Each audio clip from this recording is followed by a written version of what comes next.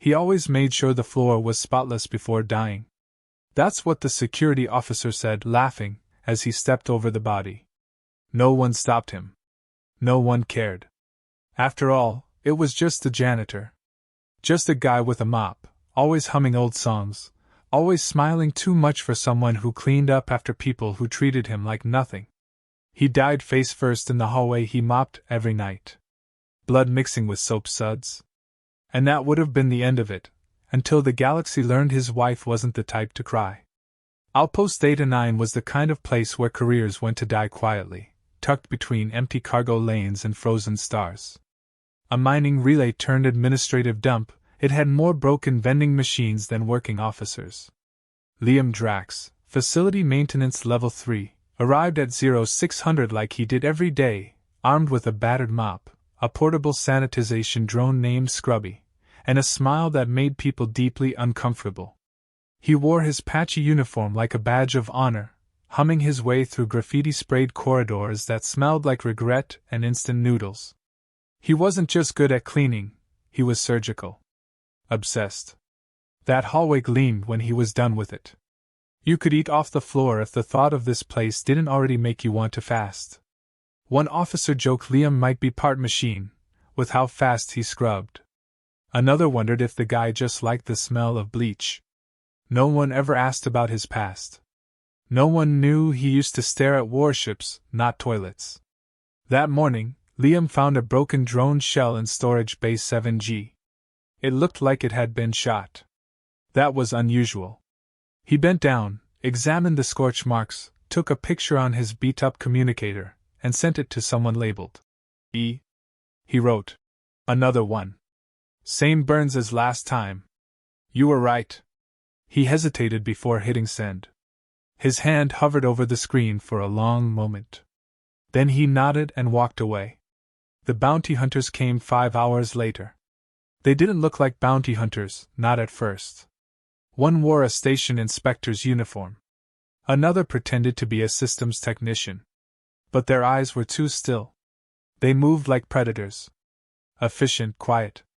They had come for someone who stole something, intel, codes, maybe a weapon blueprint. They had no idea who the janitor was.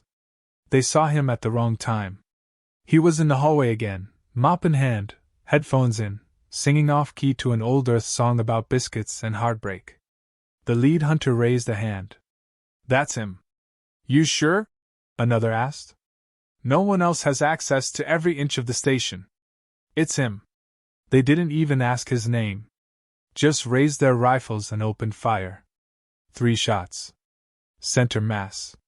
Liam fell against the freshly cleaned wall, a smear of red marking his last shift. The mop clattered to the floor. Scrubby let out a soft mechanical beep and shut down beside him. It was over in seconds. The station went back to its usual routine. No alarms. No one questioned it. Someone filed a report, tagged it as "Case closed," and ordered a low-cost cremation. The guards laughed over lunch about how the cleaner finally needed cleaning. Elra Celine Drax didn't answer the first call. She was deep in the woods of Polera 4, camouflaged in a snowblind ridge, watching a group of smugglers exchange stolen cryotech. The air was thin, and the snow so silent it felt like the world was paused. Her breath fogged in the visor of her recon mask. She hadn't spoken in 3 days.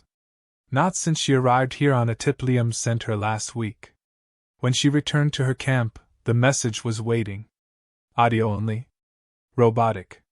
Final. Facility Maintenance Officer Liam Drax. Deceased. Incident logged and closed. Thank you for your cooperation. Celine didn't blink.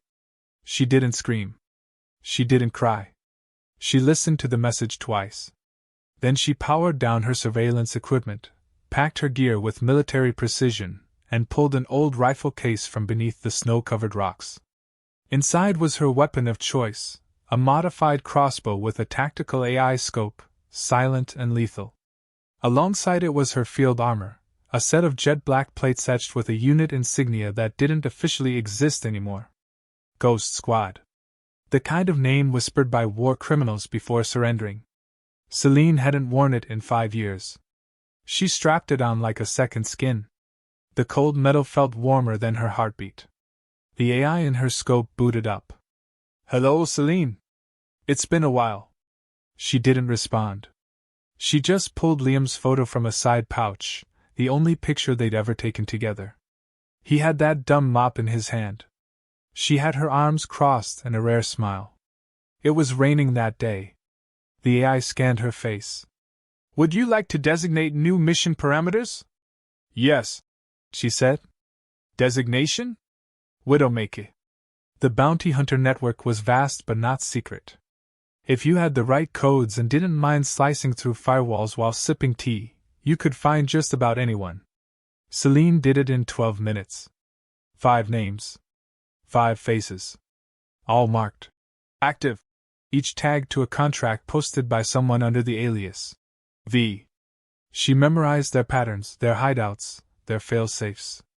One of them lived in a floating pleasure palace above gas giant Luxo's prime.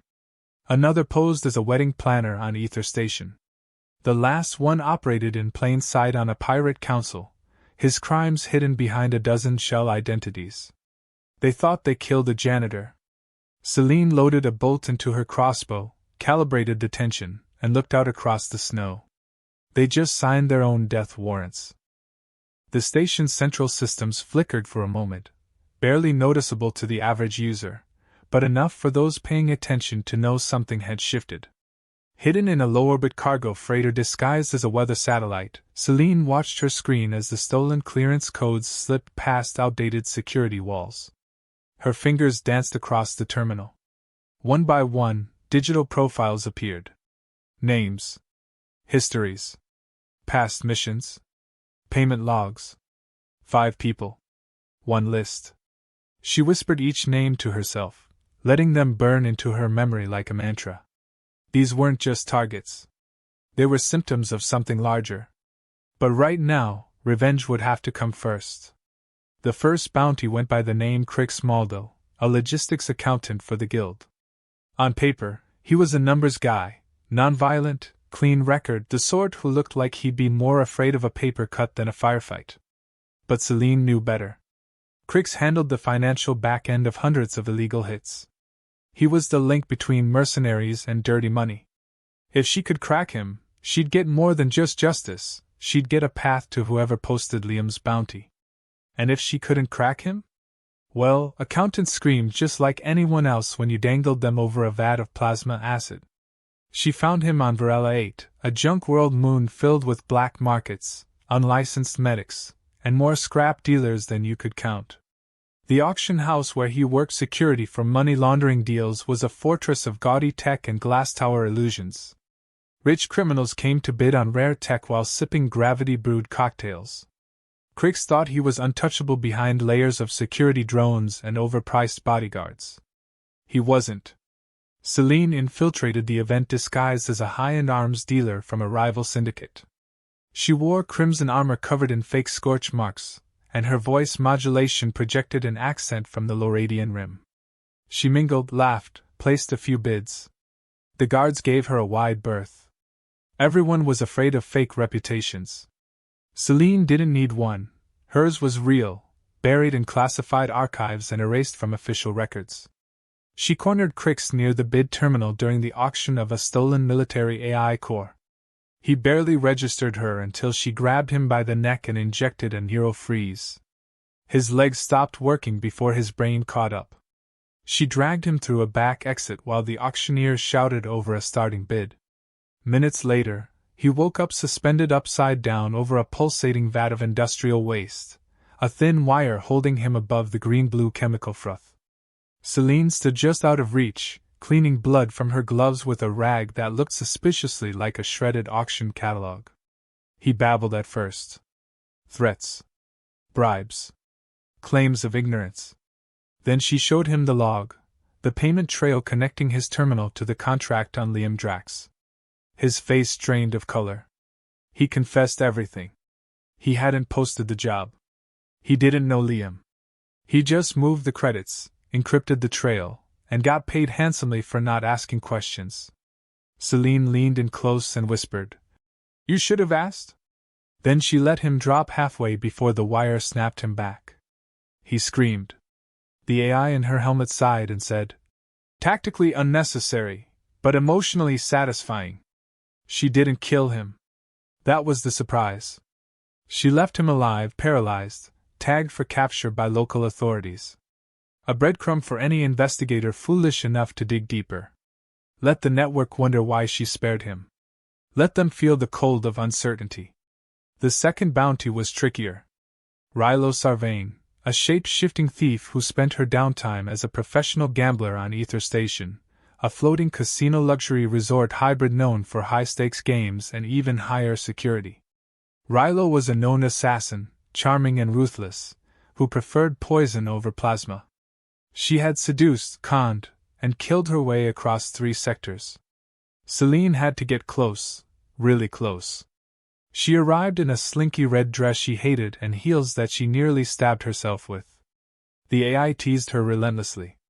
You've used more poison than lipstick in your life. This is new territory. She ignored it and sat down at Rilo's table with a smile that barely reached her eyes. Poker was the game. The stakes were credits and pride. Celine played terribly on purpose for the first hour. Lost credits. Laughed at her own mistakes. Rilo saw a mark, leaned in, grew cocky. That's when Celine shifted. She started winning. Then she started dominating. Rilo's smile wavered. Celine dropped the fake accent, ordered a drink laced with a tasteless, slow-acting neurotoxin, and toasted to dangerous women. Rilo took the drink. Her pupils dilated. She tried to stand, stumbled, and fell face first into her cards. Celine stood up calmly, retrieved her winnings, and walked away without a word. The casino's medical team couldn't determine the cause. The toxin dissolved in the bloodstream in under a minute. All they knew was that a top-tier gambler died during a winning streak. Rumors exploded. Stories twisted the truth. But among the bounty hunters, a message was spreading. Someone was killing them one by one, and no one knew how to stop it.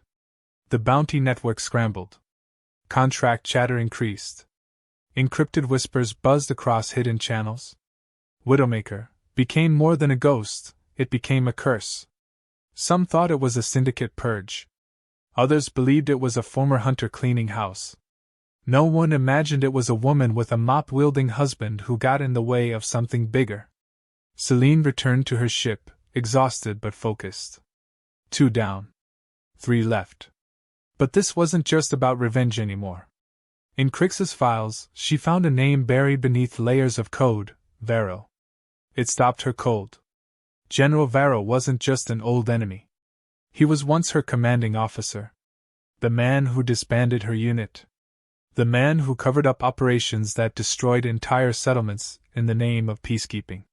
The man who had insisted she was too dangerous to keep in service after she refused to execute an unarmed informant. She thought he was dead.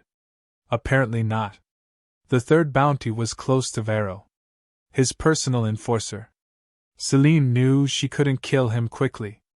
She needed him to talk. And that meant revisiting the worst place in her memory, the orphan gate. As her ship descended into the dark shadow of that forgotten outpost, she checked her crossbow's tension, loaded 3 custom bolts, and whispered to herself what she used to say before every operation. No names. No fear. No mercy. The orphan gate wasn't marked on most maps anymore. Officially, it didn't exist. It was once a special forces training facility buried beneath an ice-crusted asteroid, where soldiers were built from the bones of survivors. Only the broken made it there. Only the dangerous left. For Celine, it was where she stopped being a person and started being a weapon. Walking through its frozen corridors again felt like tracing scars with a dull knife. Everything was abandoned now. Dead screens. Shattered lights. Ice growing over bullet holes. But somewhere deep in this forgotten tomb was the third name on her list, Doran Vex. Vex wasn't like the others. He had history with Celine. He trained under Varro too, served in her unit before being pulled out for special assignments. He always had the look of a man waiting for permission to burn something. After Celine's discharge, he became Vero's right hand, cold, loyal, efficient. If anyone knew the truth behind the contract on Liam, it was Vex. She moved through the ruins like a shadow, her boots soundless on the frost-covered metal. Her AI kept silent now, as if it knew words didn't belong here. She passed the simulation chamber where she'd once fought through holograms of alien insurgents for 12 hours straight without food. She passed the dorm quarters, still echoing with ghost voices of recruits long dead. And finally, she reached the old command center, now a frozen tomb, with collapsed ceilings and broken screens flickering images of nothing. That's where she found Vex. He stood in the center, arms folded, wearing body armor etched with Vero's crest. His face hadn't changed, still the same calm cruelty in his eyes. He didn't reach for his weapon. He didn't need to. Celine stepped into the light. He tilted his head, smirking. "I thought the snow smelled like old regrets," he said. "It's good to see you, Celine." She didn't return the greeting. She raised her crossbow slightly, just enough for the message to be clear. He laughed, low and tired. "You want answers?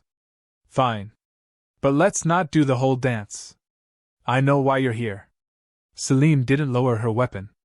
"Then start talking." Vex began pacing slowly, like he was savoring the moment. "Your husband, he was never just a janitor, you know that. He was in witness protection. Old protocol. Buried by the same people who trained us. Years ago, he stumbled on a transport manifest during a system crash cleanup job. Found records of an unauthorized weapons transfer, Vero's Black Ops shipments, disguised under civilian relief codes. Liam reported it. Not to the military, not to the press, but to an internal watchdog cell. Thought he could do the right thing quietly. Classic." Celine's breath itched. Not from surprise. From confirmation. She'd suspected there was more to Liam's death than mistaken identity. But hearing it laid out like this was a knife twisting deeper. Vex shrugged. "They moved him. Gave him a new name, new job, new life. Probably thought he'd forget. But you were the risk. They knew if you ever found out, it'd be like lighting a match near fuel. So they waited. And when your boy finally tripped a flag again, they didn't hesitate. Fast, clean, no questions." Celine's fingers twitched. Her trigger itched. "And you just followed orders? Like always?" He smiled. "Not exactly. I voted against it." That stopped her. Vex stepped closer. "I told Vero it was stupid to kill him. I said, leave the janitor alone. He didn't listen. But when the orders came, I didn't stop them either. So, yeah, I'm complicit." There was no apology. Just fact. She fired. The bolt hit Vex's shoulder, not his heart. He staggered, fell to one knee, groaning through gritted teeth. She walked over, knelt beside him, and yanked the bolt free. He screamed. Blood sprayed on the icy floor. She pressed the edge of her blade to his throat. "Vero," she said. "Where is he?" Vex coughed, then laughed, blood mixing with frost. "He's everywhere and nowhere. He doesn't operate like a warlord anymore. He's corporate now. Sits in boardrooms, not bunkers. Hires middlemen to hire middlemen. He funds development programs that restore peace. And he kills anyone who threatens the brand." Celine leaned closer. "Tell me where he is." He stared at her, eyes defiant. "Even if I knew, you wouldn't make it 2 steps inside." She smiled for the first time in days. "Then I'll take very long steps." She stood up. He reached for his gun. She shot him again, this time in the leg. As he howled, she turned and walked away, leaving him bleeding in the place they both became monsters.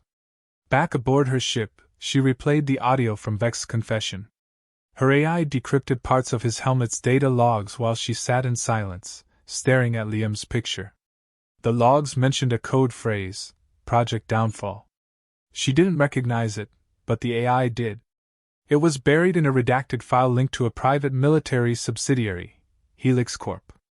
Vero was listed as Executive Security Advisor. Her stomach twisted. Helix Corp was everywhere. They provided security for government planets, corporate convoys, even charities. If Vero was hiding behind that kind of shield, getting to him wouldn't be a mission. It would be a war. But Celine didn't flinch. She changed course. Set destination, Luxos Prime. A Helix Corp summit was scheduled in 5 days. Officially closed to the public. He'd be there. As the ship moved through hyperspace, her AI broke the silence. "You're hurt," it said softly. "Internal bruising. Rib strain. You're bleeding." She didn't answer. "Liam wouldn't want this." She finally looked up. "You're wrong. He just didn't want to be alone." The AI paused, then replied, "Would you like to designate a new tactical priority?" Celine stared out at the stars. Her voice was barely a whisper. "Yes. Kill the man who killed my future." Luxos Prime glittered like a crown in the void. A gas giant wrapped in golden storms, orbited by luxury satellites and high-security installations, it was the last place in the galaxy you'd expect a ghost to walk. And yet Celine Drax descended toward it like a storm already mid-roar. Helix Corp's annual summit was in full swing, a masquerade of politics, power, and polished lies. Executives, military brass, and corporate warlords strolled through glass towers while sipping rare liquors and discussing peace initiatives funded by war money. Somewhere in the center of it all, General Vero would be watching. He always watched from behind layers of glass and guards, the perfect coward dressed in metals. Celine didn't plan to knock on his door. She planned to blow it off the hinges. First, she needed bait. Her ship docked at a low-orbit freight station under the name Commander Ilari Ven, security auditor. The fake credentials were deep-faked down to retinal skin detail, with a corporate backstory so convincing even the AI had trouble remembering it was fake. She strolled into a briefing chamber, collected a guest pass, and smiled politely as guards waved her through. No alarms. No flags. Helix Corp's security was high-tech, but it had one weakness. It assumed threats looked like threats. She spent the next 2 days studying the building schematics, routines, exits, and weaknesses. Then she left. Celine disappeared into the lower levels of the orbital ring and staged her own death. A stolen escape pod exploded mid-launch. A security alert went out. An unidentified female body was pulled from the wreckage, burnt beyond recognition, wearing her armor. The tags identified her as Celine Drax. Officially, the threat was neutralized. The bounty network lit up with news. Widowmaker was dead. Executives relaxed. Vero loosened security. Just a little. That was his first mistake. The second mistake was hosting the final day of the summit on a floating leisure yacht in low-atmosphere orbit. Nothing but glass, synthwood floors, and a private guard force made more for ceremony than real combat. Celine smuggled herself inside a shipment of ceremonial drones. When she emerged from the crate, she was dressed as a server, balancing a tray of champagne flutes, with a bolt-loaded wrist launcher beneath her sleeve. The yacht's ballroom pulsed with light and pretension. Music played softly, conversations buzzed. Executives laughed without meaning it. Vero stood near the main window, watching a holographic projection of projected peacekeeping expansions. He looked older. Fuller. Smiling too easily.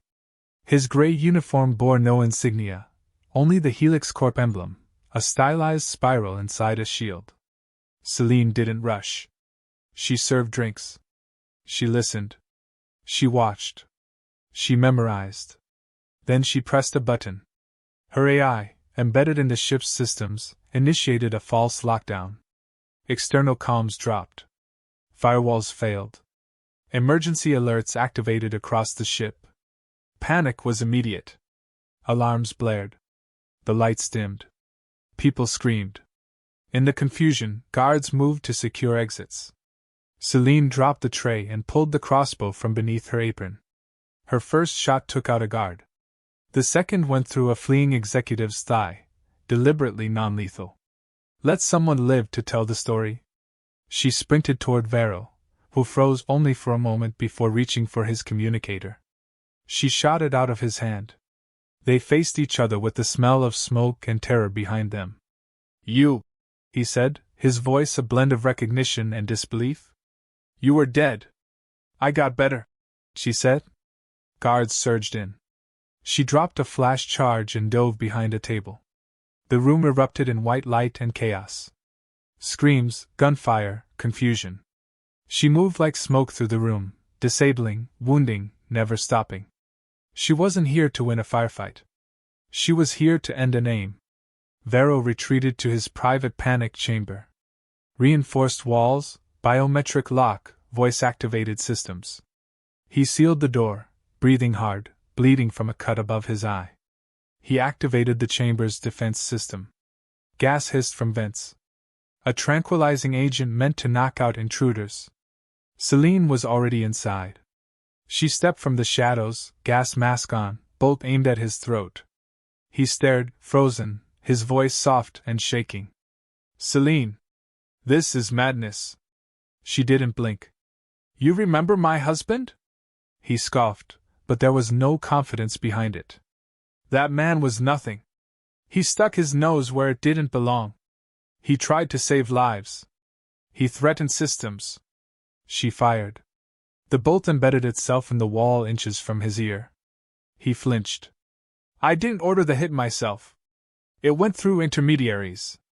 I didn't even remember his name. That's the worst part, she said quietly. You didn't even care enough to remember the man you murdered. He raised his hands slowly, fingers trembling. Celine, we can fix this. You're brilliant. Tactical genius. Join me. We can shape this galaxy together. End poverty, war, anything. Just say the word.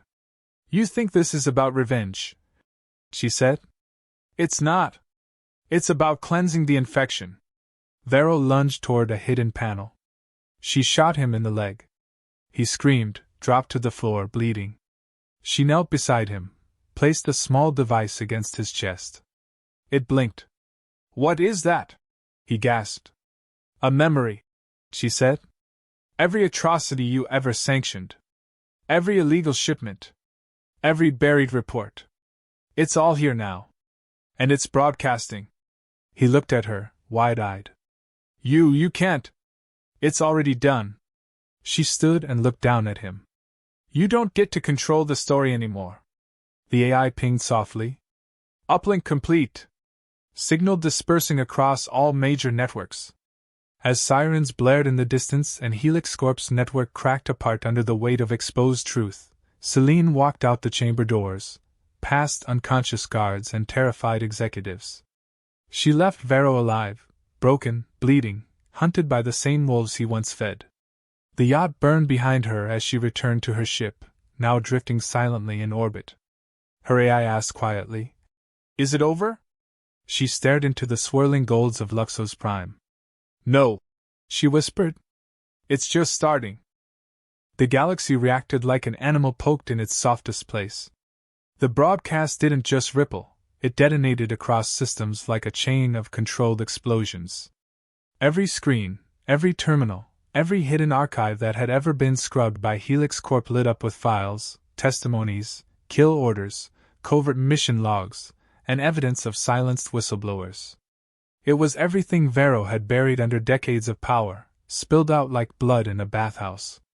The footage of him groveling on the floor, crying out that he didn't even remember the janitor's name, became the most shared clip in known space within minutes. People laughed, others cried, and the ones who'd lost someone to a Helix Corp operation simply stared at the screen with their fists clenched and their jaws tight. They finally had a face for their pain. Celine watched it all unfold from her ship in low orbit, seated in silence with her hands resting on the console. Her armor was half peeled off, dried blood still on her gloves, but her eyes stayed locked on the screen as the final data packet completed its route. No passwords, no firewalls, no denials. Truth undiluted. It was louder than any bullet she had ever fired. Her AI didn't say anything for a long time. Then it whispered, as if afraid to interrupt her thoughts. He'd be proud of you. Celine didn't answer right away. The stars outside blinked slowly, indifferent and ancient. She reached into her side pouch and pulled out a small metal disc. Liam's old ID badge. Still bent from the day he dropped it on the station floor and tried to pretend it hadn't embarrassed him. She turned it over in her hand for what felt like the 100th time and finally whispered, "I just wanted to come home to him." Not a legacy. Down on the surface of Luxos Prime, everything was unraveling. Executives were being arrested. Helix Corp stock prices were free-falling into the abyss. Bounty hunters were bailing out of the network, some deleting their identities altogether. News anchors scrambled to follow the story, unsure if they should treat Celine as a terrorist, a hero, or something stranger. People started calling her by the name the Bounty Network had feared, Widowmaker, but now it wasn't spoken in fear. It was whispered with reverence, with awe, with the quiet hope that someone out there was still willing to bring monsters to their knees. Celine didn't celebrate. She changed frequencies and tapped into a private channel, one that used to be silent. It connected to a tiny outpost deep in the polar regions of Polera 4. Her snow-covered home. The place Liam used to call their fortress of solitude when he wanted to feel clever. The signal was weak, but enough. A soft chime echoed through the cockpit, and she closed her eyes as the sound wrapped around her like a blanket. Then she set a course back home. The journey was quiet. No speeches. No dramatic music. Just the steady hum of her ship, her fingers resting over the controls like they were listening to the silence between each star. She passed half a dozen patrol checkpoints. None stopped her. Whether they didn't recognize her or chose to look the other way, she didn't care. She had done what she came to do. She didn't need applause. Polera 4 was still buried in snow. The forests untouched, the ridges quiet. Her camp was where she'd left it, camouflaged, minimal and cold. She unpacked slowly, every motion deliberate. The rifle went on its rack. The armor into its sealed case. Her helmet, cracked now from the last blast, rested on the mantle of the fireless stove like a relic. She brewed tea the old-fashioned way, not because she needed to, but because Liam used to say tea made the ice seem like background noise. She walked to the ridge where they used to sit and watch the sunrise. The sky was turning blue with that pale fire only Polera could manage, quiet, soft, and endless. She knelt in the snow, pulled out Liam's ring, and hung it from a crooked tree branch. The wind made it sway, catching the faintest rays of sun. It shimmered like a tiny promise. Celine spoke softly. "I didn't want to become this. I didn't want to go back to who I was. But they didn't leave me a choice." The AI activated behind her, voice low. "Transmission received." She turned. "What transmission?" "Coordinates. Anonymous origin. No voice. Just data." She narrowed her eyes. "Show me." A screen lit up on her forearm display. A new target. Not a bounty. Not a name. A location. One that shouldn't have existed. Deep inside the neutral fringe. A derelict station labeled only as Citadel Zero. She stared at it, unmoving. The name sparked something in her bones, like a whisper from a past she didn't remember fully. Or maybe something Liam had mentioned once, late at night when they talked about disappearing for good. She looked back at the tree branch where the ring still hung, spinning slowly in the wind. Then she sighed and stood.